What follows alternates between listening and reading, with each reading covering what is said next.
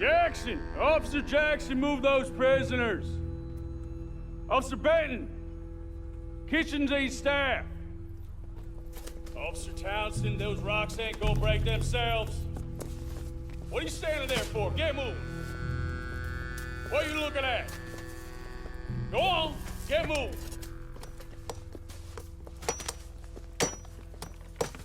You with the hammer? And you'll do. We need to perform a work detail out in roads. Come on, get in. Open the gate. Come on, Milliken.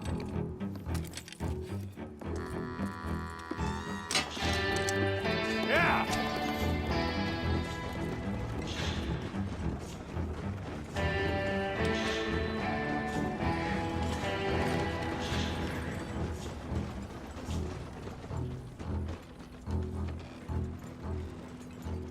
I tell you what, old Jameson is a wretched, sour old bastard, and no mistake. You lot stay calm in there. You aren't saying nothing. Well, you are now. Shut up. You know, my wife has acquired ideas significantly above her station. She's been reading too many goddamn books. Personally, I'm against education. Of women, I mean. And men, I guess. Unnecessary. Doesn't add much to the world. Education.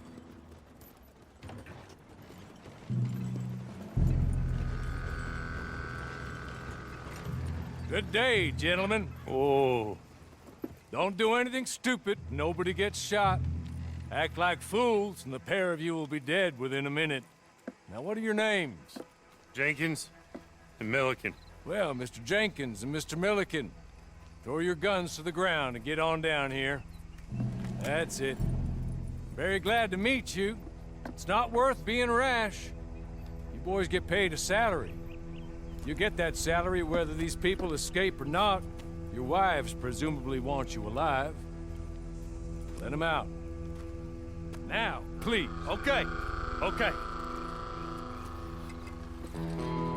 You all run away. Aside from you. Try to stay out of trouble.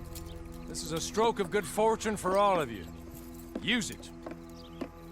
Now, Mr. Jenkins and Mr. Milliken, be so kind as to quickly run away before somebody gets shot entirely unnecessarily. Go on, don't look back. Mr. Wendt, I believe it was $50 we agreed on. It was. Here's 50 each. Each? Yes. Now get out of here, both of you. My employer and I appreciate your professionalism. All we did was stand there and look tough. And you did it fantastically well. Good day, gentlemen. Now, sir, how about you pick up these guns and we move out? My mistress is waiting for us.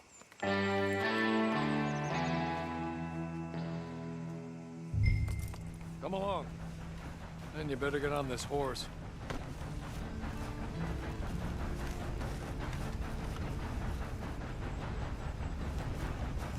It's not much of an animal, but they haven't got far to ride. Yeah, I waited on them moving you some weeks. I can wait a while longer. I'm sorry, but I'm gonna need you to come with me. Ready? Wonderful. I hope you'll forgive the secrecy. My employer particularly values discretion. My name is Mr. Horley, by the way. Hey, come on. Ride with me.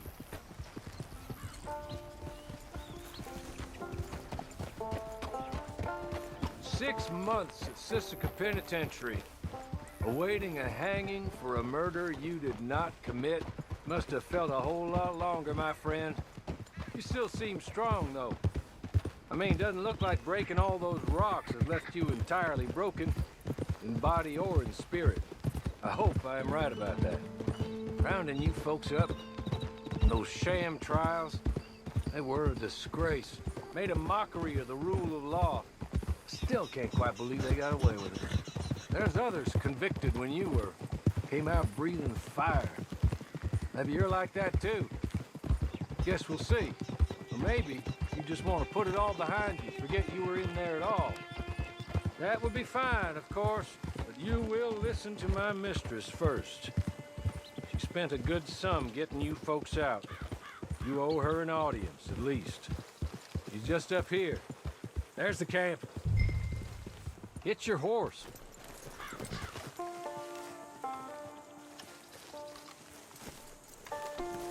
Been a while since you saw a hitching post, huh?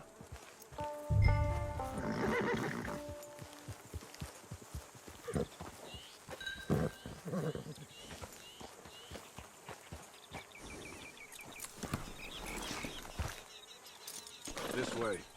She's anxious to meet you.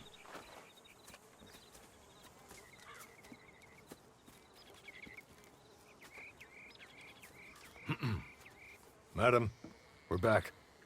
Hello. Jessica Leclerc, how do you do? What did you tell him? Nothing, as we discussed. Thank you, Horley. I do hope we haven't inconvenienced you dreadfully. But seeing as you were due to be hanged in a week, I'm sure you don't object too strongly. I know you're innocent. Well, not perhaps exactly innocent, but not guilty of what you were accused. I know you and those who were with you that died were little more than patsies, and that you were set up by one of 3 men or a woman, possibly by all of them. I can't be sure, but that is all I know so far. And one of these people also made Mrs. Leclerc a widow. And I will avenge my husband's death, so help me God. But I will not avenge it upon them who did not cause it, or caused it unwittingly. Anyway, I'm sure this is all a touch confusing and melodramatic. Where are my manners? Horley, please show our guests to their tent and give them some fresh clothes to put on. Very good, madam. Then serve us both a little refreshment. Certainly, madam. This way. You'll find a change of clothes in there, alongside a few other items you might need, a lasso, a knife, and a lantern, I believe. That looks more comfortable. Horley, Here, madam. your very good health. I suppose it beats dying, hmm? Mrs. Leclerc's husband was murdered by one of his business partners. And I intend to find out which one. Or rather, I intend for you to find out. And kill them. You're the only person I could possibly trust to do whatever it takes. Because you and your accomplices, you're the only other victims of their lies still alive. You see, you walked into the town at approximately the same time my husband was shot in the back, but by another gun, firing different bullets to those you possessed when you were arrested. These bullets, this was their mistake. You were rounded up and sentenced to death, all because you came to town and didn't talk too much and seemed like you were nasty. Anyway, here they are, the people who run Blackwater. Mr. Jeremiah Shaw, banker, real estate speculator, and crook. Mr. Amos Lansing, ranch owner, speculator, and crook. Mrs. Grace Lansing, his wife, society patroness, lover of the arts, crook, and my former best friend. Teddy Brown, her disgraced brother, outlaw, wanted man, and still in contact with them. All I ask of you is your help in finding out quite what happened. Mrs. Leclerc would like to help you get back on your feet. Get back to work. Whatever your work may be, I don't judge. You want to rob? Rob. You want to save innocent folk? Do that as well. But you need me just as much as I need you. I think we all understand each other. I hope we do. Good. I look forward to rewarding you for killing those who made me a widow. My husband was a true believer in this country and in the West. He was killed for greed. Foul greed when there's quite enough for everybody. I don't care what your scruples are as to killing. I will take the full burden of that sin upon my shoulders. Goodbye, for now. Then Horley, go introduce him to nice Mr. Cripps. I think you'll like Cripps well enough. He's long past his prime, of course, but he hasn't gone entirely crazy just yet. And he will help you, better than most of his ilk. Cripps, get up! Hello, partner. Horley. This is your new boss. Oh, pleased to meet you, partner. J.B. Cripps at your service. We'll pay to get your camp established. Mrs. Leclerc is a generous benefactor. And, where are we headed?